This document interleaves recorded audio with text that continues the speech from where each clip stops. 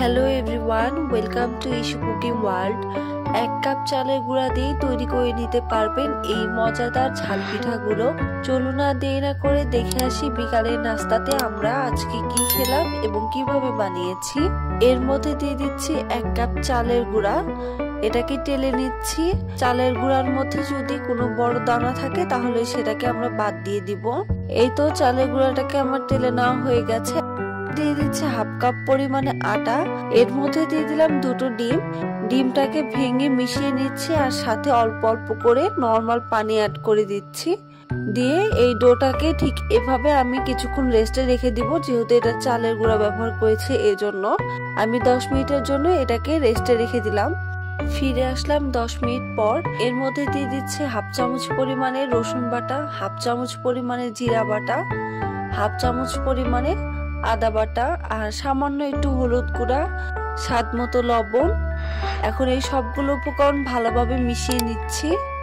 এরপরে দিয়ে দিচ্ছি বেকিং পাউডার 1 চামচ পরিমাণে। বেকিং পাউডারটাকে মিশিয়ে নিলাম। এখন দিয়ে দিচ্ছি পেঁয়াজ কুচি আর সাথে দিয়ে দিচ্ছি মরিচ কুচি। এখন এই উপকরণগুলোকেও ভালোভাবে মিশিয়ে নিচ্ছি। দেখতে পাচ্ছেন সবগুলো উপকরণ ভালোভাবে মেশানোর পরে বেটারটা ঠিক এরকম পাতলা হবে, দেখলে আপনারা বুঝতে পারবেন কিরকম। এখন একটা কড়াইয়ে তেলটাকে গরম করে নিলাম, এটাকে একটু চেক করে নিলাম, সামান্য একটু ডো দিয়ে এইটাকে চেক করে নিলাম যে তেলটা গরম হয়েছে কিনা। এরপরে তেলের পিঠা আমরা যেভাবে ভাজি এই ঝাল পিঠাগুলোকে সেভাবে গোল গোল করে দিয়ে ভেজে নিচ্ছি। এই ঝাল পিঠাগুলো কিন্তু বিকালের নাস্তা হিসেবে খেতে অনেক ভালো লাগে, যেহেতু এটা চালের গুঁড়ি দিয়ে করা।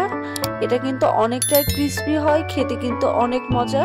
আমাদের বাসায় সবাই আমরা অনেক পছন্দ করি। একবার হলেও ট্রাই করবেন। কেমন হয়েছে কমেন্ট বক্সে কমেন্ট করে জানাতে পারেন। এই তো দেখতে পাচ্ছেন আমি কিন্তু একটা একটা করে ঝাল পিঠাকে তেলের মধ্যে দিয়ে ভেজে নিচ্ছি। বিকালের নাস্তা হিসাবে কিন্তু ছোট বড় সবাই এই ঝাল পিঠাগুলো খেতে অনেক পছন্দ করে। আর এই ঝাল পিঠাগুলো কিন্তু খুব কম সময়ে বানিয়ে ফেলা যায়।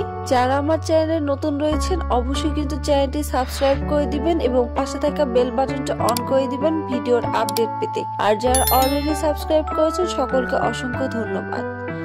আর ধন্যবাদ সবাইকে যারা এত সুন্দর সুন্দর কমেন্ট করছেন, এভাবে আমার পাশে আছেন। এই তো দেখতে পাচ্ছেন আমার কিন্তু ঝাল পিঠাগুলো সবগুলো বানানো হয়ে গেছে। কতটা সুন্দর হয়েছে। 1 কাপ চালের গুঁড়ো দিয়ে কিন্তু খুব ঝটপট আপনারা এই ঝাল পিঠাগুলো বানিয়ে নিতে পারেন যখন তখন।